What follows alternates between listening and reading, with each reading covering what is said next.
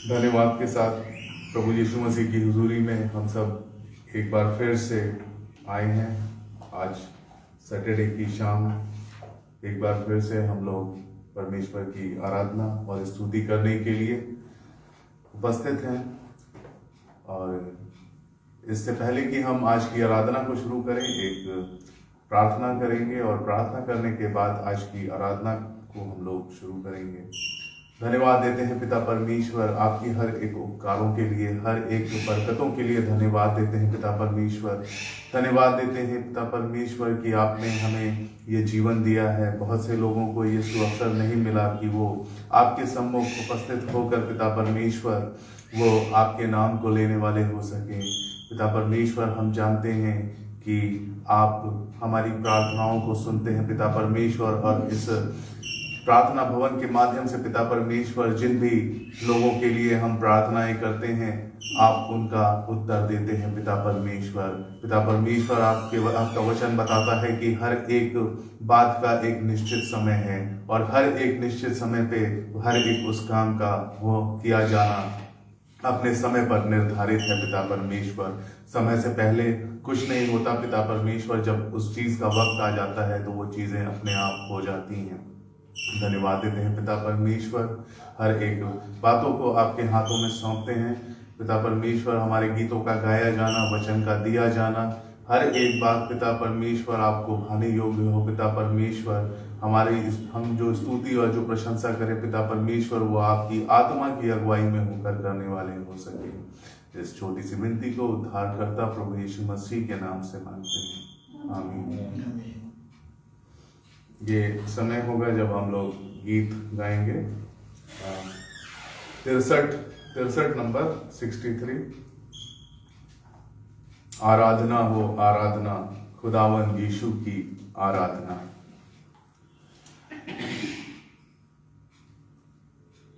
सामने आ जाइए, हम लोग साथ में मिलकर गाएंगे। आइए आइए आइए आइए आइए, संजीव जी आइए।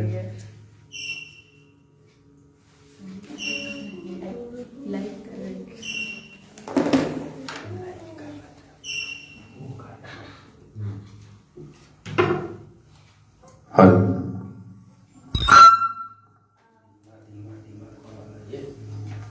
Hello hello hello. आराधना हो आराधना, खुदावन यीशु की आराधना। आराधना हो आराधना, खुदावन यीशु की आराधना।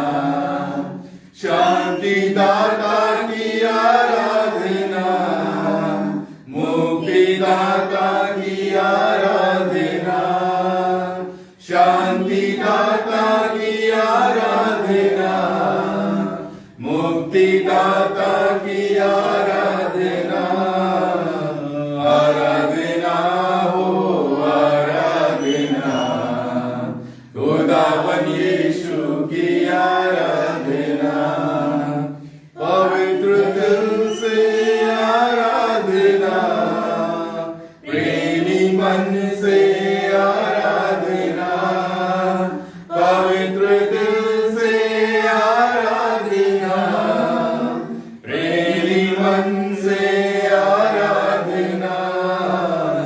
आराधना हो आराधना, खुदावन यीशु की आराधना। आराधना हो आराधना, खुदावन यीशु की आराधना। मेरे मसीहा की आराधना, जीवन दाता की आराधना। मेरे मसीहा की आराधना, जीवन दाता की आराधना। आराधना हो आराधना, खुदावन यीशु की आराधना।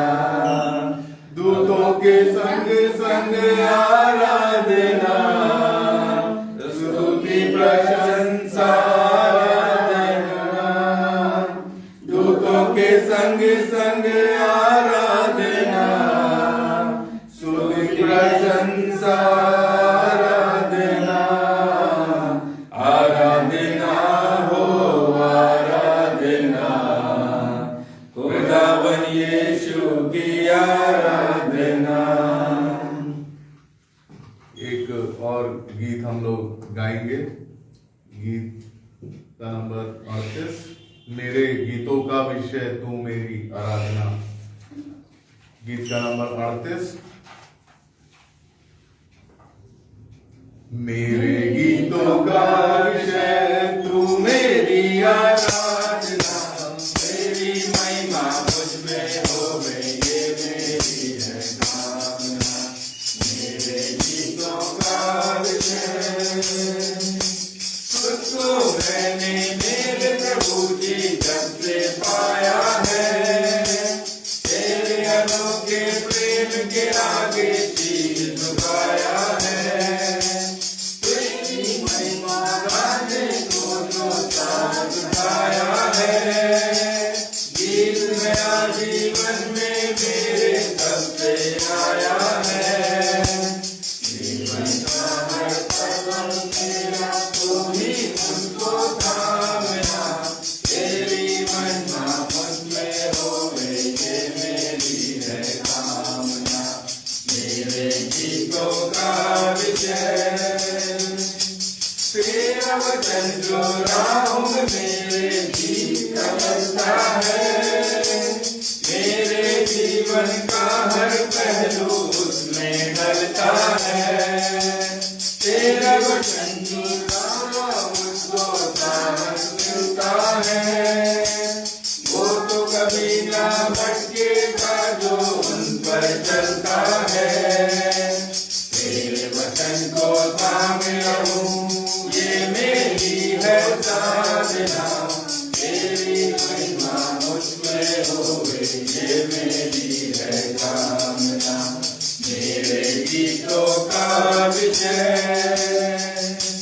वक्त चुनौती देकर पूछे तुमसे बारंबार, यीशु मसीह को बनाया तुमने जीवन का आधार। सुनना होगा हर प्राणी को क्या वो है तैयार, देखो शायद करना आए करना ना इनकार। एक दिन करना होगा सबको उसका सामना, तेरी महिमा मुझ में होवे ये मेरी है कामना। मेरे गीतों का विषय। धन्यवाद सभी को। अभी ये समय होगा जब हम बाइबल के पाठ की ओर जाएंगे। उत्तरवादी पाठ हम लोग पढ़ेंगे और रेवरेंड नूरा उसमें हम लोगों की अगुवाई करेंगे।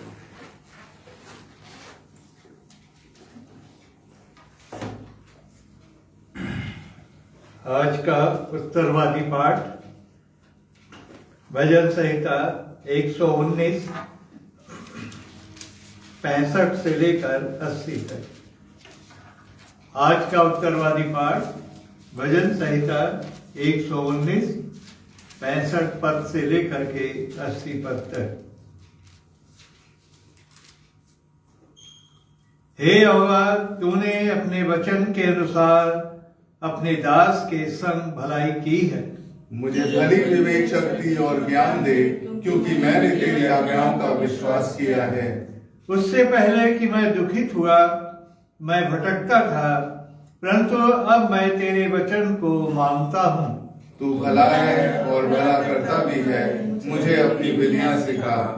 अभिमानियों ने तो मेरे विरुद्ध झूठ बात गढ़ी है, परंतु मैं तेरे उपदेशों को पूरे मन से पकड़े रहूंगा। उनका मन मोटा हो गया है, परंतु मैं तेरी व्यवस्था के कारण सुखी हूँ। मुझे जो दुख हुआ वो मेरे लिए भला ही हुआ है, जिससे मैं तेरी विधियों को सीख सकूं। तेरी दी हुई व्यवस्था मेरे लिए हजारों रुपयों और मोहरों से भी उत्तम है। तेरे हाथों से मैं बनाया और रचा गया हूँ। मुझे समझ दे कि मैं तेरी आज्ञाओं को सीखूं। तेरे डरवैये मुझे देखकर आनंदित होंगे, क्योंकि मैंने तेरे वचन पर आशा लगाई है। हे यहोवा, मैं जान गया कि तेरे नियम धर्ममय हैं और तूने अपनी सच्चाई के अनुसार मुझे दुख दिया है। मुझे अपनी करुणा से शांति दे, क्योंकि तू अपने दास को ऐसा ही वचन दिया है। तेरी दया मुझ पर हो, तब मैं जीवित रहूंगा, क्योंकि मैं तेरी व्यवस्था से सुखी हूँ। अभिमानियों की आशा टूटे, क्योंकि उन्होंने मुझे झूठ के द्वारा गिरा दिया है, परंतु मैं तेरे उपदेशों पर ध्यान दिया करूं। जो तेरा भय मानते हैं वे मेरी ओर फिरे, तब वे तेरी चितौनियों को समझ लेंगे। मेरा मन तेरी विधियों के मानने से शुद्ध हो, ऐसा न हो कि मुझे लज्जित होना पड़े। परमेश्वर के जीवित वचन के लिए परमेश्वर का धन्यवाद हो।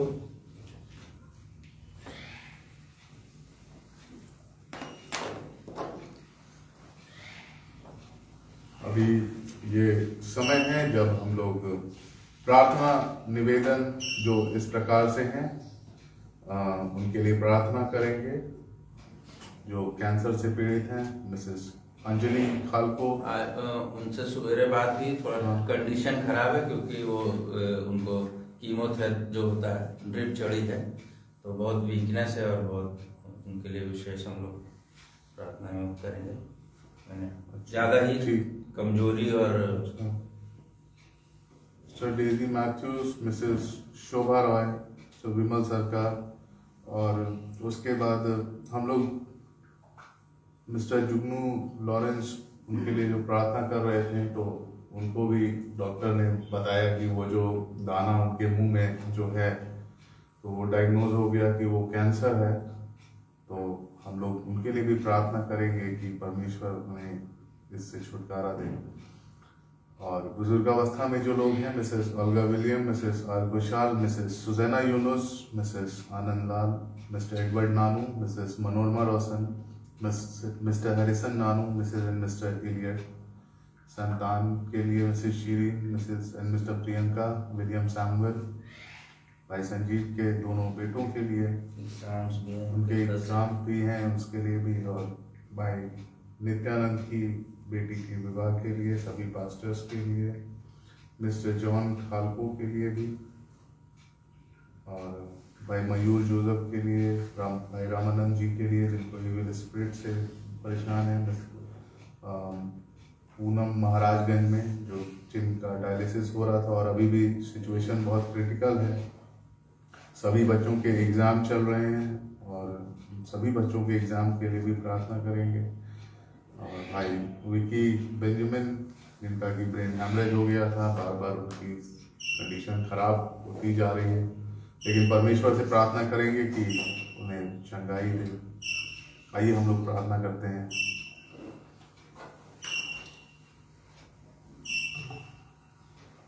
धन्यवाद के साथ पिता परमेश्वर आपकी हुजूरी में आए हैं। धन्यवाद देते हैं पिता परमेश्वर की आप पिता परमेश्वर हमारी प्रार्थनाओं को सुनते हैं, और सच में पिता परमेश्वर आपका वचन ही ये बताता है कि जागते रहो और प्रार्थना करते रहो कि तुम परीक्षा में ना पड़ो। सच में पिता परमेश्वर हम जब प्रार्थना नहीं करते, जब हम आपसे वार्तालाप नहीं करते, जब हमारे और आपके बीच में कोई प्रार्थना के द्वारा संबंध जब टूट जाता है, तो सच में पिता परमेश्वर हम परीक्षाओं में पड़ जाते हैं, और परीक्षाओं में पढ़ते ही नहीं है पिता परमेश्वर, उन परीक्षाओं में पढ़कर असफल भी हो जाते हैं। पिता परमेश्वर हम प्रार्थना करते हैं कि निरंतर पिता परमेश्वर हमें प्रार्थना में हमारी अगुवाई करता रहे, और पिता परमेश्वर हमें ये बल दे, पिता परमेश्वर ये बुद्धि समझ दे कि हमें निरंतर प्रार्थना को करते रहना है। और परमेश्वर विशेष तौर से इन लोगों के लिए प्रार्थना करते हैं जो लोग कैंसर से पीड़ित हैं, उनके साथ हों पिता परमेश्वर, उन्हें चंगाई दे। विशेष तौर से मिसेस अंजलि खालको के लिए हम विशेष प्रार्थना करते हैं पिता परमेश्वर, जबकि वो उनकी कमजोरी और बढ़ गई है पिता परमेश्वर, लेकिन हम जानते हैं कि आपने उनको अभी तक जिंदों की जमीन पे रखा है पिता परमेश्वर। और पिता परमेश्वर आपकी हर एक बातों में, हर एक कहीं ना कहीं कुछ ना कुछ मकसद छुपा रहता है पिता परमेश्वर। पिता परमेश्वर, हम ये प्रार्थना करते हैं कि उस तबीयत बिगड़ने के द्वारा भी पिता परमेश्वर, हर एक बातों के द्वारा पिता परमेश्वर आपके नाम को महिमा मिलने वाली हो सके पिता परमेश्वर, क्योंकि हम जानते हैं कि आप आश्चर्य कर्म करने वाले परमेश्वर हैं। प्रभु यीशु मसीह ने पिता परमेश्वर दुनिया भर के आश्चर्य कर्म किए। कोई बीमारी, कोई परेशानी, कोई भी इलाज बीमारी पिता परमेश्वर वो आपके लिए असंभव नहीं है, क्योंकि आप इस शरीर को बनाने वाले हैं पिता परमेश्वर। प्रार्थना करते हैं बुजुर्ग अवस्था में जितने भी लोग हैं पिता परमेश्वर, इस मौसम में, जबकि ये बदलता हुआ एक मौसम है पिता परमेश्वर, इसमें आप उनके साथ रहें और पिता परमेश्वर हर एक मौसम के उतार चढ़ाव से आप उन्हें सुरक्षित रखें, बचा कर रखें, अपनी पनाह में रखें पिता परमेश्वर। और पिता परमेश्वर उनकी हड्डियों में वो बल दें पिता परमेश्वर कि वो अपने कार्यों को अपने आप से करने पाएं। और पिता परमेश्वर जो भी लोग उन लोगों की सहायता मदद करते हैं पिता परमेश्वर, उन्हें बहुत आशीषें और बहुत ही बरकतों से आप माला माल करें पिता परमेश्वर। प्रार्थना करते हैं जिन भी लोगों ने यहाँ निवेदन दिया है कि उनके लिए ये प्रार्थनाएं की जाएं कि उन्हें संतान सुख की प्राप्ति होने पाए। सच में पिता परमेश्वर, हम जानते हैं कि ये प्रार्थना से ही संभव है, क्योंकि पिता परमेश्वर प्रार्थना के माध्यम से पिता परमेश्वर आपने हमें भी ये सुख दिया। लॉर्ड पिता परमेश्वर, हम जानते हैं कि प्रार्थना के द्वारा ही हर एक चीज संभव है। कोई किसी भी चीज में पिता परमेश्वर समय लग सकता है, लेकिन प्रार्थना के द्वारा पिता परमेश्वर हर एक प्रश्न का उत्तर मनुष्य को मिल जाता है। और पिता परमेश्वर, हम प्रार्थना करते हैं कि वो वक्त जब भी आपने निर्धारित कर रखा है, तो उस वक्त पिता परमेश्वर इनकी ये ख्वाहिशें जो हैं वो पूरी होने पाए, वो कोख पिता परमेश्वर खोलने पाए। पिता परमेश्वर, विशेष तौर से प्रार्थना करते हैं टिंकी के लिए, जो भी उसकी परेशानी है, जो उसकी समस्या है पिता परमेश्वर आप बेहतर जानते हैं। जो भी उसके शरीर में दर्द है पिता परमेश्वर आप उसे छुए और चंगाई दें। पिता परमेश्वर, प्रार्थना करते हैं हर बच्चों के लिए जिनके एग्जाम चल रहे हैं, उनको आप पिता परमेश्वर अपनी बुद्धि दें, अपना ज्ञान दें, अपना समझ दें कि वो अपने पेपर्स को अच्छे तरीके से करने पाए। विशेष तौर से भाई संजीव के बेटों के लिए प्रार्थना करते हैं, उनके साथ हो पिता परमेश्वर, और पिता परमेश्वर अपने मार्ग पे चलाएं पिता परमेश्वर, और होने दे पिता परमेश्वर कि वो आपके ही बातों में, आपके ही कार्यों में पिता परमेश्वर अपनी रुचि को बढ़ाते चले जाएं पिता परमेश्वर। वो इस बात को समझने पाए पिता परमेश्वर कि जीवन में असली बात क्या है पिता परमेश्वर, जीवन की असली सच्चाई क्या है पिता परमेश्वर। पिता परमेश्वर, प्रार्थना करते हैं मयूर जोसेफ के लिए, जबकि वो पिता परमेश्वर इस समय भी अपने उस रिहैबिलिटेशन सेंटर में है। पिता परमेश्वर उसके मन में कार्य करें और पिता परमेश्वर उसके संपूर्ण जीवन को बदले पिता परमेश्वर, जिससे कि उसके पूरा परिवार सुखी होने पाए। पिता परमेश्वर, प्रार्थना करते हैं पूनम जो कि महाराजगंज में है, जिनकी किडनियां खराब हो चुकी हैं पिता परमेश्वर उन दोनों किडनियों के खराब होने के बावजूद भी आपने जिला कर रखा हुआ है पिता परमेश्वर, उनके द्वारा भी आपके नाम की महिमा मिलने पाए। पिता परमेश्वर, लोग ये जानने पाए कि वहाँ एक जो परमेश्वर का भवन है, उस भवन से चंगाइयां मिलती हैं पिता परमेश्वर। और पिता परमेश्वर, लोगों का विश्वास इन ऐसी ही बातों के द्वारा दिन प्रतिदिन बढ़ता चला जाए पिता परमेश्वर। यीशु मसीह के ने जितने भी चमत्कार किए, जितने भी कार्य किए, उसे देखकर लोगों का विश्वास बढ़ा, और उसी प्रकार पिता परमेश्वर आज भी ये आश्चर्य कर्म होने पाए, और पिता परमेश्वर लोगों का विश्वास उसे देखकर आप में और दिन प्रतिदिन बढ़ता जाए पिता परमेश्वर। पिता परमेश्वर, प्रार्थना करते हैं भाई विकी बेंजामिन के लिए, जबकि उनकी तबीयत नहीं सही है और बार बार पिता परमेश्वर उनके और परेशानियां बढ़ती जा रही हैं। पिता परमेश्वर, प्रार्थना करते हैं उसके साथ हो पिता परमेश्वर, जो भी अपराध है, जो भी गुनाह है पिता परमेश्वर आप क्षमा करें, और पिता परमेश्वर उसे उठाकर खड़ा करें और एक नया जीवन दें पिता परमेश्वर। पिता परमेश्वर, हर एक बातों के लिए आपका धन्यवाद देते हैं। पिता परमेश्वर, प्रार्थना करते हैं संजीव भैया के लिए, जब पिता परमेश्वर आज वो आपका वचन देने जाते हैं, पिता परमेश्वर उनके साथ होइए और आपका पवित्र आत्मा जो है उनकी अगुवाई करने पाए। पिता परमेश्वर, हम तो अपनी तैयारियां करते हैं पिता परमेश्वर, लेकिन जब यहाँ खड़े होते हैं वचन को देने के लिए, तो पिता परमेश्वर ये हम क्या बोल देते हैं, हमने क्या तैयार किया और हम क्या बोल देते हैं, इसका एहसास हमें बाद में होता है। क्योंकि सच में पिता परमेश्वर वो आपका पवित्र आत्मा हमारी अगुवाई करता है। पिता परमेश्वर, ऐसी अगुवाई के लिए पिता परमेश्वर आपसे प्रार्थना करते हैं कि आपका पवित्र आत्मा उनकी संपूर्ण रूप से अगुवाई करने पाए। इस विनती को उद्धारकर्ता प्रभु यीशु मसीह के नाम से मांगते हैं, आमीन।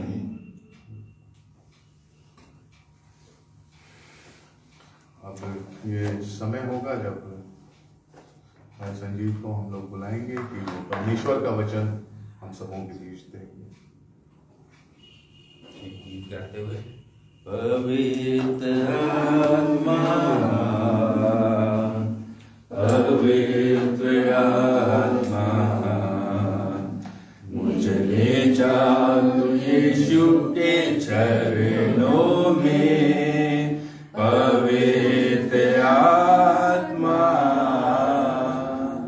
सिर्फ तेरे लिए यीशु, तेरे लिए, सिर्फ तेरे लिए यीशु, तेरे लिए, सिर्फ तेरे लिए यीशु, तेरे लिए मैं हाथ उठाता हूँ। पवित्र आत्मा, पवित्र आत्मा। सबको जय मसीह की। परमेश्वर का धन्यवाद हो आज के इस दिन के लिए। धन्यवादित हैं आगरा मसीह मंडली के, जिन्होंने अपने पेश पे हमारे दाऊद प्रेयर टावर के टीम को यह अवसर दिया है कि हम शनिवार को उनके साथ एक साथ मिल के इबादत खुदा की कर सकते हैं। उसी क्रम में हम वचन में चलते हैं जो आज के दिन के लिए निर्धारित है, और ये मिलता है हमें लूका उसका 10 बाब और उसका 30 से लेकर के 35। मैं आप लोगों के लिए पढ़ना चाहूंगा। यहाँ पे इस तरह से लिखा है, यीशु ने उत्तर दिया, एक मनुष्य यरूशलेम से यरीहो को जा रहा था कि डाकुओं ने घेर कर उसके कपड़े उतार लिए और मार पीट कर उसे अधमरा छोड़कर चले गए।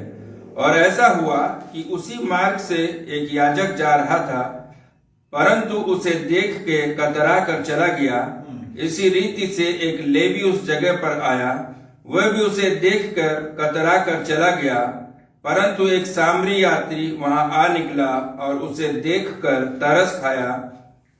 उसने उसके पास आकर उसके घाव पर तेल और दाखरस डालकर पट्टियां बांधी और अपनी सवारी पर चढ़ाकर सराय में ले गया और उसकी सेवा टहल की। दूसरे दिन उसने 2 दिनार निकालकर सराय के मालिक को दिया और कहा, इसकी सेवा टहल करना, और जो कुछ तेरा और लगेगा वह मैं लौटने पर तुझे भर दूंगा। आज हम लोग इन वचनों पे मनन करेंगे। ये कोई नए वचन नहीं है, बहुत पहले से सब लोग जो है दयालु सामरी की कहानी को सब जानते हैं। इसमें कुछ चीजें हैं जब, क्योंकि अभी हम लोग अध्ययन करने वाले हैं, तो हमने जो पढ़ा तो जाना है। शुरुआत में जैसे कि एक मनुष्य है जो यरूशलेम से यरीहो को जा रहा है। जब आप, आज का नया दौर है, आप गूगल और उस पर सर्च करके देखेंगे तो आप पाएंगे कि यरूशलेम से यरीहो जो है वो ठीक 18 मील है, और यरूशलेम से 2 मील पे बैतनिया एक जगह है। वहां से बाकी जो 16 मील की जो जगह है उसमें खाई है, पहाड़ है, गड्ढे हैं, और मतलब नीचे की तरफ काफी कुछ ऐसी चीजें हैं जो एक सामान्य नहीं है। यहाँ पर एक व्यक्ति है जो यरूशलेम से यरीहो की तरफ जा रहा है, यानी बहुतायत की जो आशीषें हैं उसको छोड़ता हुआ वो एक दूसरी तरफ जा रहा है। क्योंकि यरूशलेम का एक अर्थ भी है। यरूशलेम का मतलब है येरू यानी कि दुगनी, और सलायम का मतलब है महिमा यानी दुगनी महिमा, और यरीहो का मतलब है, यरीहो जो जगह है उसका नाम तवाई यानी।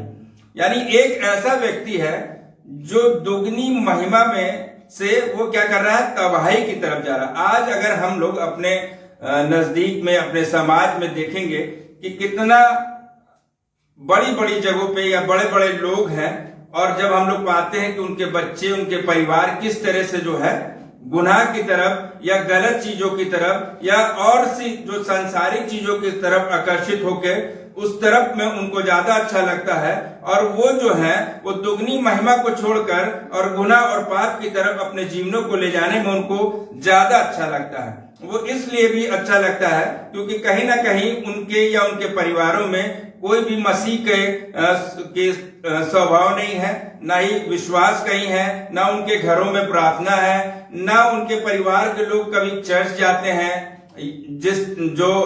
या मसीह संगति में रहते हैं। और उनको तो बस एक ही चीज है कि चाहे उनको बाप दादाओं से मिला हो, चाहे उन्होंने अच्छी जॉब के तहत अच्छे चीजों को पा चुके हैं वो, और बड़ी ऊंची उस पे है, उनको शायद खुदा के भवन में जाना या शायद खुदा की संगति में रहना अच्छा नहीं लगता है। इसलिए वो अन्य चीजों में, दुनियावी चीजों में ज्यादा लगे रहते हैं। यानी कि खुदा ने कहीं ना कहीं जो हम लोगों को जोड़ा है, हम लोग जो खुदा की हुजूरी में रहते हैं, जो हम लोग जो चर्चेस में रहते हैं अपने परिवार, अपने बच्चों के साथ, वो कम से कम भी अगर कोई कमाता है तो भी देखिए बहुत अच्छी और सुकून की जिंदगी वो जी रहा है। कभी आपने ऐसा किसी भी मसीह से ये नहीं सुना होगा कि वो भैया हमको तो हम चर्च भी आते हैं, सब कुछ है, फिर भी खाने के लाले पड़े, ऐसा कभी नहीं है। क्योंकि जो भी खुदा की हुजूरी में रहते हैं, यानी कि दुगनी आशीषों में जो रहते हैं, वो कभी भी जो है निराश या परेशान नहीं रहते। लेकिन जो दुगनी महिमा में ग्रसित है, लेकिन उनको जो गलत चीजें हैं, सांसारिक चीजें हैं, यानी कि जो तबाही जो उनके परिवार को नाश करने वाली है, उसमें उनको ज्यादा मजा आता है। वैसे ही ये व्यक्ति है जो यरूशलेम से जो है यरीहो की तरफ जा रहा है, और वहां पर उसके साथ एक घटना ऐसी होती है कि उसको डाकू लोग जो है उसको घेर लेते हैं, उसकी सारी चीजों को उससे छीन लेते हैं, और छीनते ही नहीं, उसको मारते पीटते और घायल भी कर देते हैं। जी हाँ मेरे अजीजों, मैं ये बताना चाहता हूं कि कई दफा हम लोग जो खुदा ने जो हम लोगों को आशीष दी है, वो हो सकता है हमारे बाप दादाओं की वजह से हमको मिली हो सकता है हमारे अच्छे कर्मों की वजह से, हो सकता है हम अच्छी संगति में रहते हो सकता है हम खुदा की हुजूरी में रहते हो, इसलिए खुदा की जो ब्लेसिंग्स हमें मिली है। लेकिन जब हम खुदा से दूर होते हैं, जब हम खुदा की हुजूरी से दूर होते हैं, तो हम भी गलत जाते हैं, और हमको देखते देखते हमारी जो नई जनरेशन है, हमारे जो नए बच्चे हैं, वो सब भी उसी गलत राह पे चले जाते हैं। क्योंकि अक्सर आप ये सुनते होंगे कि अगर संडे को आप अब पूछें कि भाई चर्च क्यों नहीं आए, अरे भैया एक ही दिन तो मिलता है, उस दिन बहुत से घर के काम हैं, बहुत सा आराम करना है, और बहुत दिन से सोए नहीं है, दिन भर परेशान रहते हैं। अरे किस बात की भाई परेशानी है आपको? आप तो अच्छी जॉब में हैं, आप अच्छे से सब कुछ खुदा ने आपको दिया हुआ है, तो आप 6 दिन में उन चीजों का आनंद नहीं ले पा रहे हैं। एक सिर्फ वही दिन है जब प्रभु के घर जाना है आपको, या प्रभु की संगति में रहना है, तो आपके पास समय नहीं है। आज जो आगरा मसीह मंडली कर रही है और अन्य चर्चेस कर रहे हैं कि खुदा के वचन को एक दूसरे तक पहुंचा रहे हैं कि भैया जब भी आपको समय हो हमारी इस वेबसाइट को खोलिए, और खुदा के दास लोग लगे हुए हैं और वचन जो शेयर कर रहे हैं सुनिए। अभी भी समय है, अपने जीवनों को परिवर्तित कीजिए, और वो जो दुगनी आशीष है जो यरूशलेम में है, और जो आपको खुदा ने एक चर्च के रूप में, एक अच्छे परिवार के रूप में जो दुगनी आशीष दी है, उसको भैया तबाह मत कीजिए, उसको यरीहो की तरह जा करके अपने आप को लुटवाइए मत, अपने आप को घायल मत कीजिए। अभी भी समय है, और जो खुदा की हुजूरी में बने रहिए। लेकिन ऐसा आज के समय में हो नहीं रहा है, लेकिन हम लोग का भी काम है जागरूक करना, क्योंकि खुदा यीशु मसीह का भी आदेश है, मत्ती और उसके अंतिम बापों में लिखा हुआ है, जब वो स्वर्ग पे जा रहा था कि जाओ और मेरे लोगों को क्या करो, चेला बनाओ उनको। जो मैंने आज्ञा तुम्हें माननी सिखाई वो उन्हें सिखाओ, और पिता पुत्र पवित्र आत्मा के द्वारा उनको जो बपतिस्मा दो। तो लोग जो खुदा में लगे हुए हैं उनका काम है कि हम लोग दूसरों को बताना कि भैया आज जो आपको आशीषें मिली है उसको यूं व्यर्थ की चीजों में, यूं व्यर्थ की बातों में ना करें। और यहाँ पर यही दृष्टांत हमें भी बताता है कि एक व्यक्ति है जो निकल चुका है यरूशलेम से यरीहो के लिए, और बीच में डाकू लोगों ने उसे छीन लिया है, अधमरा करके छोड़ दिया है, और बड़ी अधमरी हालत में वो पड़ा हुआ है, और उसके पास इतनी सामर्थ्य, इतनी हिम्मत नहीं है कि वो उठ के कहीं अपने आप को ले जा सके, और वो बेचारा बुरी तरह से जख्मी हो चुका है। और तभी उसको कुछ एक आहट नजर आती है। जी हाँ मेरे अजीजों, कई दफा हम सब के जीवनों में ऐसा होता है कि हम बहुत अच्छे से अपने जीवनों को कर रहे हैं, लेकिन किसी कारणवश, किसी के बहकावे में आके, या किसी सांसारिक बातों में आके, या शैतान के उसमें आकर के हम कोई गलत ऐसा काम कर देते हैं कि कोई भी हमारे पास अगर जरूरत पड़ने पर नहीं होता है, और हम परेशान हो जाते हैं। हम उम्मीद करते हैं कि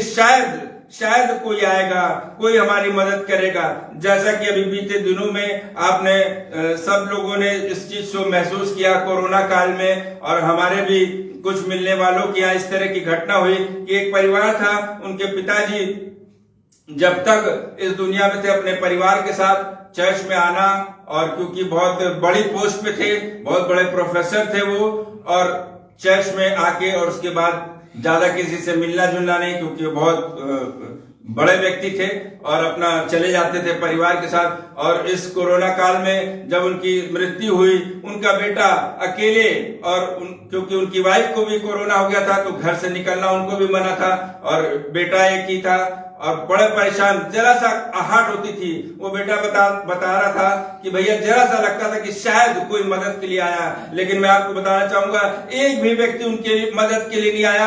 उनकी मिट्टी ले जाने के लिए एक भी व्यक्ति नहीं रहा। किसी तरह से उस बेटे ने उनको सारी चीजों को मैनेज किया, और किसी तरह वो बॉक्स में डाल के और कब्रिस्तान गया, और कब्रिस्तान में जाकर के सोचा था कि मैं यहाँ से जा रहा हूँ और भी लोग आएंगे। और वो ऐसा मंजर था, वो ऐसा दहशत का समय था कि लोग अपने घरों से नहीं निकल रहे थे कि लाइलाज बीमारी है, ये हम नहीं जाएंगे, नहीं तो हमको हो गई तो हमारी वजह से हमारे परिवार को हो जाएगी। और मैं आपको बताना चाहता हूँ ये सच्ची घटना है, कोई झूठ कहीं से सुनी हुई नहीं है। और वो बेटा जब अपने पिता की लाश को लेकर के बॉक्स में डाल करके कब्रिस्तान पहुंचा तो वहां सिर्फ और सिर्फ पादरी साहब थे और उनकी पत्नी थी। अब बताइए वो उस बॉक्स को किस तरह से और वहां से ले जा करके अंदर उसको कवर में ले जाना कैसे ले जाता। अब वो परेशान था, जो बड़ी मुश्किल से एक ड्राइवर गाड़ी का मिला था, और वो ड्राइवर से उन्होंने रिक्वेस्ट की। पादरी साहब ने कहा कि भाई मैं तो पीपी किट पहने हुए हूं, मैं भी नहीं कुछ इस बच्चे की मदद कर सकता हूं। उसने कहा कि मैं इसको छूऊंगा नहीं, और आप कहिए तो मैं पीछे से इसको ढकेल दूंगा। और कितने उनका बेटा बताते बताते रोने लगा कि कितने उस तरह से वो किसी तरह ला करके और उसने अपने पिता की जो है अंतिम सारी चीजों को पूरा किया। मेरे अजीजों मैं बताना चाहता हूं कि ये वो व्यक्ति है और ये अधमरा पड़ा हुआ है, और इसको एक छोटी सी आहट नजर आई और बड़ी इसने लालसा के साथ देखा कि अरे ये कौन है। तो देख रहा है कि वहां से एक याजक आ रहा है, और ये याजक कौन होता था, ये वो है याजक होते थे जो प्रभु के मंदिर में उसकी सेवा करते थे। और उसने बड़ी लालसा के साथ देखा कि आहा अब तो कोई आ रहा है, प्रभु का जन आ रहा है जो मुझे बचाएगा, जो मेरी सेवा करेगा, मेरे घाव को ठीक करेगा, उसमें मलहम लगाएगा, मुझे कहीं अच्छी जगह पहुंचाएगा। और वो आहट जैसे जैसे उसकी नजदीक आती गई, उसकी अपनी लालसाएं बढ़ती चली गई, उसके अंदर बहुत सी खुशियां उमंग आने लगी कि चलो प्रभु ने मेरे से मुझे बचाने के लिए किसी को भेज दिया है। या उसके मन में होगा उस समय की घटना के अनुसार उसने जो भी सोचा होगा। और फिर धीमे धीमे वो आवाज उसके पास से चली गई, और जब उसने देखा कि कोई उसके पास नहीं आया बल्कि किनारा करके चला गया, वो एक बार फिर से निराश हो गया। वो दुखी होकर के और एकदम अधमरा टाइप का वो पहले से था, और वो उसने अपने आप को सोचा कि अब मेरा यहाँ पे कुछ नहीं हो सकता है। जी हाँ, कई दफा हम सब के जीवनों में ऐसा होता है कि हम सबको लगता है कि अब हमारा कोई कुछ नहीं कर सकता, अब हमारी जिंदगी किसी काम की नहीं है। तो मेरे अजीजों मैं आपको बताना चाहता हूँ, पुराने नियम में जब आप जाएंगे तो राजा जब राजा को चुनना था तो वहां पे सैमुएल को भेजा गया कि जाओ यिशै के घर जाओ और उसके बेटे को जो है बेटों को बुलाओ, प्रभु को उसकी जरूरत है राजा के लिए। और ये कुप्पी का तेल जो है, जो तेल उसके जिस बेटे के सर पे गिरेगा वो बेटा खुदा के लिए राजा ठहराया जाएगा। और जब मैं बताना चाहता हूँ सैमुएल नबी वहां पे गए और यिशै को बोला कि अपने बच्चों को बुलाओ, तो उन्होंने अपने लड़कों को बुलाया। पहला लड़का आया, वो तेल नहीं गिरा, दूसरा लड़का आया, फिर भी तेल नहीं गिरा, तीसरा आया, इसी तरह करते करते 7 लड़के आए, लेकिन उसके ऊपर किसी के ऊपर तेल नहीं गिरा। तो सैमुएल ने कहा कि और भी तेरा एक बेटा है जो क्योंकि ये तेल खुदा का है और ये तेल नहीं गिरा है। उसने कहा हाँ एक है, लेकिन उसकी क्या आपको जरूरत है? उससे कहा कि नहीं, उसको बुलाओ और खुदा को उसकी जरूरत है। और मेरे अजीजों मैं बताना चाहता हूं, जैसे ही दाऊद वहां पे लाया गया और वो तेल दाऊद के ऊपर गिराया गया, कई दफे हम ये सोचते हैं कि हमारा जीवन यूं व्यर्थ है, कई दफे हमें लगता है कि नहीं नहीं अब हमारे जीवनों में नहीं हो सकता, बहुत सी कमी है हमारे अंदर, बहुत सी बुराइयां हमारे अंदर, खुदा हमको लोग पसंद नहीं करते हैं, तो इसलिए हम क्यों चढ़ जाएं, या हम अपने परिवारों में क्यों जाएं, या हम रिलेटिव्स के पास क्यों जाएं, और वो अपने आप को इसी तरह से अकेले कर लेते हैं। लेकिन मेरे अजीजों मैं आपको बताना चाहता हूं कि जिसको खुदा चुनता है, खुदा की जिस पे हाथ होता है, वो चाहे जितना गुनहगार क्यों ना हो, चाहे उसने जितने भी पाप क्यों ना किए हो, वो तेल उसके ऊपर जरूर गिरता है। और वो अभिषेक का तेल है, और वो खुदा के हुजूरी में वो रहने वाला तेल है, और वो व्यक्ति फिर से खुदा की हुजूरी में बन जाता है। अभी भी समय है हम सब के पास कि अपने जीवनों को जांचे परखें, बुराइयों से दूर रहें, गलत चीजों से दूर रहें। और फिर मैं इस वचन में और आगे बढ़ूंगा, फिर से उस व्यक्ति के पास एक आहट आ रही है और वो बड़ा खुश है कि शायद इस बार तो कोई ऐसा व्यक्ति है जो शायद मेरी मदद करेगा, जो शायद मुझे मेरे घाव को मलहम लगाएगा, उसको जो है मेरे पट्टी बांधेगा और मुझे सही जगह पे पहुंचाएगा। और इस बार वो लेवी व्यक्ति वहां से आ रहा है, और जैसे जैसे आवाज उसके पास आ रही है और उसकी अपनी चीजें बढ़ रही हैं, उसके ऊपर अपना विश्वास बढ़ रहा है, और फिर धीमे धीमे ऐसा भी हुआ कि वो आवाज वहां से चली गई और वो निराश और घायल वो व्यक्ति वहीं पड़ा रहा। जी हाँ मेरे अजीजों, बहुत दफा हम लोग बहुत ज्यादा एक दूसरे से उम्मीदें कर लेते हैं कि अरे भैया हमें ये चीज की जरूरत है तो फलाने हैं वो हमारी मदद कर देंगे, अरे भैया हमको यहाँ जाना है उनसे कह देंगे मेरा काम हो जाएगा, या मैं उनसे कह दूंगा। और जब जरूरत पड़ती है, जब उनकी जरूरत पड़ती है, तो पता चलता है कि नहीं भैया हम आपकी सेवा में नहीं आ सकते हैं, ये भैया ऐसी बीमारी है हम इसमें आपकी कोई मदद नहीं कर सकते। वो जिस तरह से बच्चा बता रहा था कि भैया हमने कई जगह लोगों को फोन किया, लेकिन हमारे अपने रिश्तेदारों तक ने जो है उस चीज को जैसे उनको पता चला, अरे उन्होंने बड़ा दुख किया, अरे बेटा पापा नहीं रहे, बड़े दुख की बात है। हमने कहा कि आइए हम अकेले हैं, हम किस तरह से करेंगे, बेटा हम तो खुद ही बीमार हैं, बेटा हमको तो खुद ही हुआ है। इस तरह से करके उनके रिश्तेदारों ने उनका साथ छोड़ दिया। मेरे अजीजों में बताना चाहता हूँ, बहुत सी उम्मीदें हम लोग एक दूसरे से लगाए रखते हैं, बहुत चीजें सोच के रखते हैं कि शायद ये चीज हमारे यहां से पूरी होगी, शायद ये कमी हमको यहां से मिलेगी। और जब हम उन चीजों को बोलते हैं तो हमें जब वहां से मना होता है, तब हमें निराशा हमारे उसमें जीवनों में आ जाती है। आज ये व्यक्ति पड़ा हुआ है और अब ये दूसरी व्यक्ति भी जो वहां से बगल से गुजर के जा चुका है, इसको सारी उम्मीदें खत्म हो चुकी हैं। जी हाँ, सारी उम्मीदें खत्म हो चुकी हैं। अब कोई नहीं है जो मेरी मदद करेगा, अब कोई ऐसा नहीं है जो मुझे, अब तो मैं यहीं, उसके मन में आया होगा कि अब मैं यहीं पड़े पड़े मर जाऊंगा, मेरे लिए कोई भी कहीं से मदद नहीं आएगी। और इसी खुदा के कलाम में लिखा है कि एक सामरी व्यक्ति वहां से एक यहूदी की मदद कर रहा था, एक अन्य जाति का व्यक्ति है जो वहां से गुजर रहा था, और उसने उसको देखा और वो तरस से भर गया और उसने उसके पास आकर के और उसको जो है उसके सामरी व्यक्ति आ निकला और उसे देखकर तरस खाया। उसने उसके पास आकर उसके घाव पर तेल और दाखरस ढालकर पट्टियां बांधी और अपनी सवारी पर चढ़कर शहर में ले गया। जी हाँ मेरे अजीजों, मैं बताना चाहता हूं कि एक ऐसा व्यक्ति जो उस अन्य जाति का भी था, उसको जानता भी नहीं था, वो व्यक्ति तरस से वहां पे भर गया।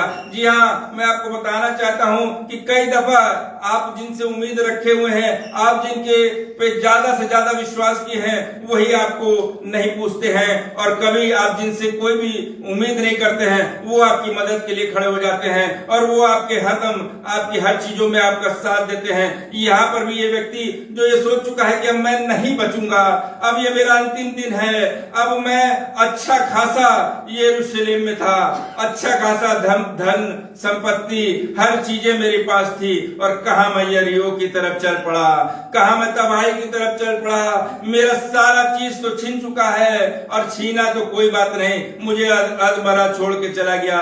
जी हाँ मेरे अजीजों, मैं बताना चाहता हूं कि कई दफा हम सबके जीवनों में भी इस तरह से होता है या होता होगा कि हम लोगों से कोई ऐसी चीज है जो चली जाती है, चलो भाई कोई चीज छीन लिया या कोई चीज हमारे साथ ऐसा घटना हुई, वहां तक तो ठीक है, लेकिन उस चीज को हमसे छीना और हमसे ले गए और साथ में हमको घायल कर दिया।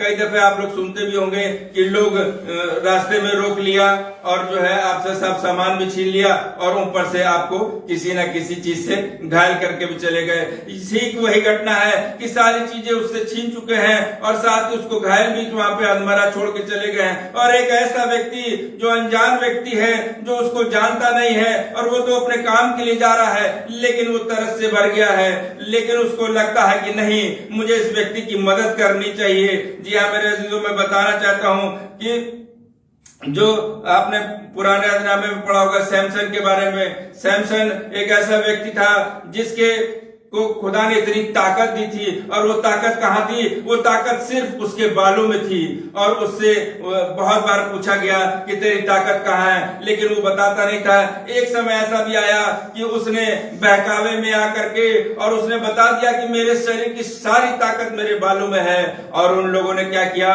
उसके बालों को छील दिया, और बाल ही नहीं छीले बल्कि उसकी आंखों को भी फोड़ दिया, और उस पे हंसी टट्टा करने लगे।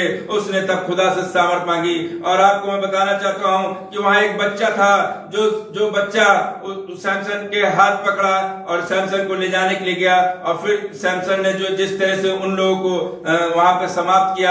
मैं आपको ये बताना चाहता हूं, जो ताकत सैमसन के पास थी, वो ताकत उस बच्चे के पास नहीं थी, लेकिन जो आंखें उस समय उस बच्चे के पास थी, वो सैमसन के पास नहीं थी। यानी कि कई दफा हम और आप इस घमंड में भी रहते हैं कि हम अहंकारी हैं, हमारे पास ये है तो उसके पास नहीं है। मैं आपको एक कहानी बताना चाहता हूं। एक परिवार था, बहुत बड़ा फैमिली था, उनके कई बच्चे थे, और धीमे धीमे करके कई लोग मर गए और कई लोग अपने अपने परिवारों के साथ अलग रह गए। अब बचे थे दो भाई, उनके भी अपने अपने परिवार थे। एक समय ऐसा आया कि बड़े भाई के यहाँ कुछ लड़की देखने की प्रथा हुई, और उसने अपने छोटे भाई को कहला दिया कि भैया हमारे यहाँ आप और आइएगा, लेकिन क्योंकि अभी सिर्फ ये लड़की देखने की प्रथा है, कोई मंगनी या कोई प्रोग्राम नहीं है, इसलिए दो ही लोग आइएगा। और उसके बाद उन्होंने अपने अन्य भी बहनों को, भाइयों को भी बोल दिया कि भाई आप लोग दो लोग करके आइएगा। लेकिन उस व्यक्ति को ये नहीं मालूम था कि उसके बच्चे ने कुछ और रिश्तेदारों को भी या और बहनों को भी बोल रखा है कि तुम लोग भी आना। और जब शाम हुई, जब वो प्रोग्राम होने लगा, तो वहां पे जब वो छोटा भाई अपने परिवार के साथ पहुंचा, तो वो तो अपने बच्चों को लाए नहीं थे, तो जाहिर सी बात है जब उन्होंने दूसरे अपने भाई बहनों के देखा कि सारे परिवार के लोग हैं, तो उनको बड़ी दुख लगा, उनको बड़ी ठेस लगी कि अरे मेरा अपना भाई, और मेरा भाई ने मुझसे कहा कि सिर्फ दो लोग आना, और बाकी लोगों को बोला कि सब लोग आना। और जबकि वो बड़ा भाई भी इस चीज से, क्योंकि ये दोनों एक दूसरे से इस विषय में कोई बात नहीं किए, और छोटे भाई ने आधे ही प्रोग्राम में वहां से, क्योंकि उसको अपनी भाई बेइज्जती फील हुई और वो चला गया। और सही बात है, अगर मैं भी वहां होता, आप भी वहां होते, तो आपको भी ये खराब लगता कि अरे हमारे ही बच्चों को नहीं बुलाया, या हमारे परिवार के सदस्य को नहीं बुलाया, दूसरों के सारे लोगों को बुलाया। अरे मैं भी तो तुम्हारा भाई हूं, अगर वो तुम्हारी बहन है। और मैं आपको बताना चाहता हूं, फिर उन्हीं के एक बड़े भाई के बेटे को कुछ दिन बाद आप उनसे मुलाकात हुई। उसने, वो जब उनके घर गया, उसने उनको सीधे कहा कि चाचा आपने जो है ये क्या कर दिया, आपको जरा सा भी ये नहीं लगा कि आपने सबको बुलाया? तो उन्होंने बताया कि नहीं बेटा, मैंने तो सबको कहा था 2 लोग आने के लिए, पर ये मेरे दोनों बच्चों ने पता नहीं कैसे सबको कह दिया। तो उसने समझाया कि देखिए, अगर उन्होंने सब उन लोगों को कहा तो उनके भी भाई बहन हैं, उनको भी उसको बच्चों को इस तरह से कहना चाहिए। तो कई ऐसी बातें हुई और मसीह में रहने वाले लोग वो अपने अहंकार, अपने घमंड में रह गए कि नहीं जो हो गया हो गया। और लेकिन उन्होंने बाद में इस चीज को रियलाइज किया और उनको पछतावा हुआ। उन्होंने कहा ठीक है, मैं अपने भाई से जरूर इस विषय में बात करूंगा, अब जो हो गया सो हो गया। और उस बच्चे ने कहा कि अगर आपको देख के कितने परिवार के लोग खुदा की हुजूरी में रहते हैं, आपके जीवन को परिवर्तित देख करके कितने लोग जो अपने जीवनों को खुदा की तरफ ले जाना चाहते हैं, और आप अगर इस तरह की अगर करेंगे तो कहाँ रहा मसीह का प्रेम? आप कैसे लोगों को बताएंगे कि ये मसीह का प्रेम है? और उन्होंने इस चीज को रियलाइज किया और उन्होंने अपनी गलती को माना। और फिर खुदा के फजल से कुछ ही दिन बाद, क्योंकि वो जो पहली शादी लड़की देखने गए थे वो वहां पर जो है नहीं बात बनी या जो भी रहा, फिर उसी लड़के की दूसरी जगह बात बनी। इस बार वो भाई बड़ा खुश था, उसने कहा कि मैं किसी को भी नहीं बुलाऊंगा, मैं बुलाऊंगा तो सिर्फ अपने प्रिय भाई को बुलाऊंगा, और सिर्फ 2। इस बार भी उनका कहना था कि 2 का मतलब 2। और उन्होंने अपने सब बेटों को बुला करके कहा कि एक भी अगर व्यक्ति, कोई भी हमारे भले से हमारी बहन का बच्चा हो चाहे जो हो, अगर कोई भी आया तो मैं उसको गेट से ही भगा दूंगा, क्योंकि मैं नहीं चाहता कि हम दोनों भाई के प्रेम में जो मसीह का प्रेम है, जो मुझसे गलती है वो उस गलती को मैं दोबारा दोहराऊं। और मैं आपको बताना चाहता हूं बड़े खुशी के साथ उन्होंने उस बच्चे को भी बुलाया कि तुम भी आना, और वो भी आया। और जब सब वहां पहुंचे तो जिस दिन प्रोग्राम था उसी दिन उस छोटे भाई की तबीयत खराब हो गई। उन्होंने फोन करके कहा कि भैया हम लोग नहीं आएंगे, और उस चीज का उनको बहुत सदमा लगा और वो शांत होकर के बैठ गए। और उन्होंने जैसे ही उस बच्चे ने देखा कि यार यहाँ तो कुछ माहौल दूसरा है और अभी लड़की के घर जाना है, उसने उनको तसल्ली दी और कहा कि जो है खुदा ने एक दूसरे को माफ करना सिखाया है। आज आप समझे हैं, एक दिन वो परिवार भी समझेगा, क्योंकि वो आपके ही भाई हैं। और छोटे भाई लोग तो हमेशा थोड़ा ज्यादा ही गुस्सा आ जाते हैं बड़े भाइयों से, और बड़े भाइयों का काम है छोटे भाइयों की कमियों को दूर करके उसको गले लगाना। और मेरा विश्वास है कि वो आने वाले समय में भी जो अगर इस तरह के कोई भी अगर परिवार में घटनाएं हैं, अगर वो इस वचन को सुन रहे हैं तो जरूर छोटे का भी फर्ज है कि बड़े भाई के पास जाकर के जो हुआ उसको दूर करे। क्यों दूर करे? क्योंकि यदि अगर आपके में मसीह का प्रेम है, यदि आप खुदा में बने हुए हैं, यदि आप आज इतने आशीषित हैं, आप हर अच्छी वस्तु को खाते हैं, उसका उपयोग करते हैं, आपके बच्चे जो है आपके घर में दाखलता के समान है, जैसा कि भजन संहिता और उसके 128 बाब में लिखा है कि जो परमेश्वर के भय में रहता है उसकी पत्नी फलवंत दाखलता होती के समान होती है, उसके बेटे जलपाई के पौधे के समान होते हैं। यदि अगर ये वचन आपके जीवनों में है और आज आप इतने आशीषित हैं और आज आप इतने फल फूल रहे हैं और आपके बच्चे भी सब आशीषित हैं और उनके भी बच्चे हैं, तो ये सिर्फ इसलिए क्योंकि मसीह का प्रेम है, मसीह का हाथ आपके ऊपर है और मसीह का प्रेम वही है। उसने हमको सिर्फ एक ही प्रार्थना हमारे पिता की सिखाई है और उसने कहा है उस प्रार्थना में कि हम लोग एक दूसरे को जब तक माफ नहीं करेंगे तब तक खुदा हमारे भी गुनाहों को माफ नहीं करेगा। तो मेरा विश्वास है कि वो दोनों ही भाई लोग इस चीज को समझेंगे और उनके बच्चे भी इस चीज को समझेंगे और जरूर परमेश्वर का क्योंकि हाथ है उस परिवार पे, तो निश्चित जो है वो जल्द से जल्द अपनी मन की चीजों को दूर करेंगे। और यहाँ पर वो सामरी व्यक्ति है और उस व्यक्ति को ले जाके और वो वहां पर ले जाकर उसने रख दिया सराय में, और जाते हुए क्योंकि उसको अपना व्यवसाय करना है और वो जा रहा है और उस सराय के मालिक को जो है वो पैसे दे रहा है और उनसे कह रहा है कि देखो मैं लौट के आऊंगा, तुम इसकी देखभाल करना और मैं तुम्हें दूंगा। जी हाँ मेरे अजीजों, मैं आपको बताना चाहता हूं कि मेरा प्रभु यीशु मसीह क्योंकि वो आसमान पे था और वो हमसे इतना प्रेम करता था। उससे पहले मैं ये बताऊं कि ये जो घायल व्यक्ति पड़ा है ये उस सामरी व्यक्ति के पास नहीं गया बल्कि वो इसके पास आया है। ठीक उसी तरह मैं बताना चाहता हूं हमारे प्रभु यीशु मसीह, हम लोग इतने कोई अच्छे नहीं है कि हम यीशु मसीह के पास जा सके, इसलिए यीशु मसीह हम लोग के बीच में आया और जब हमारे बीच में आया तो उसने अपने लहू के द्वारा हमें जीवन दिया, आशीषित किया है और अपने प्राण तक को हम लोगों के लिए दे दिया है। मैं आपको बताना चाहता हूं ये वो व्यक्ति है जो वहां से जा रहा है और वो उसको देख रेख के लिए उसको पैसे भी दे रहा है और फिर कह रहा है मैं फिर आऊंगा। जी हाँ मेरे अजीजों, मैं बता दूं आपको कि हमारा प्रभु यीशु मसीह इसी तरह वो हमारे बीच में चला तो गया, लेकिन एक समय है वो फिर हमारे बीच में आएगा। और अभी भी हमें और आपको ये समझने की जरूरत है कि हम सब अपने जीवनों को पुनः हर रोज हर एक परमेश्वर के वचन के द्वारा जांचे परखें, ताकि हम जो है अपने जीवनों को परमेश्वर के ही सुपुत्र कर दें। अच्छा हमारे जीवनों में होता है तो खुदा का धन्यवाद करना जरूरी है, ना कि सिर्फ बुरा हो इसलिए हम धन्यवाद करें। इसलिए बहुत जरूरी है परमेश्वर में बने रहें, परमेश्वर की हुजूरी में हम सब एक दूसरे के साथ चलते रहें और एक दूसरे के लिए प्रार्थना करते रहें। यहाँ पर जो हमने इस कहानी को पढ़ा, इस कहानी में हमने देखा 4 ऐसे कैरेक्टर थे। एक वो व्यक्ति था जो घायल हो चुका था, एक वो व्यक्ति था जो याजक था, एक वो था जो लेवी था और एक वो था जो सामरी व्यक्ति था जिसने उसकी मदद की। लेकिन मेरे अजीजों, मैं बताना चाहता हूँ चौथा भी वहां पर उपस्थित था और वो था वो सराय जिस जगह रखा गया।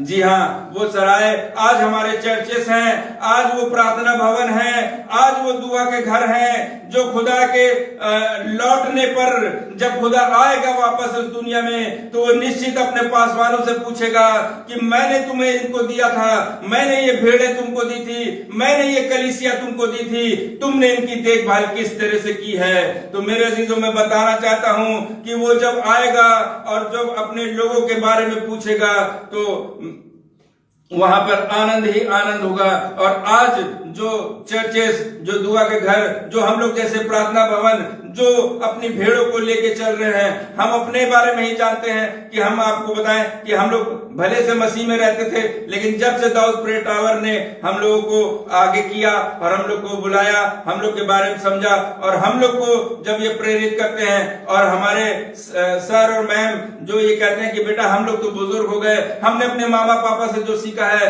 वो हम आपको सिखाते हैं और ये हमारे माँ बाप से भी बढ़ करके हो गए और ये हम लोग को हमेशा खुदा के हुजूरी में बनाए रखते हैं। उसी तरह जब प्रभु यीशु मसीह आएगा और वो कहेगा कि Dawood prayer tower very good, यहाँ के तो सारे लोग जो हैं मेरे चुने हुए हैं, मेरी इबादत में लगे रहते हैं, चाहे जितने भी सांसारिक चीजों में रहें, चाहे लोग हम लोगों के लिए जितनी भी आलोचना करते रहे, लेकिन परमेश्वर का धन्यवाद हो कि परमेश्वर का हाथ हमारे इस ग्रुप में। उसी तरह हमारी आगरा मसीह मंडली, हमारे चर्चेस, हर एक पे हमारा काम है परमेश्वर के वचन को बोना, बीज को बोना है। अब वो फलवंत होते हैं या झाड़ियों से दब जाते हैं, ये अब सुनने वाले और जो उसको मनन करते हैं वो जाने।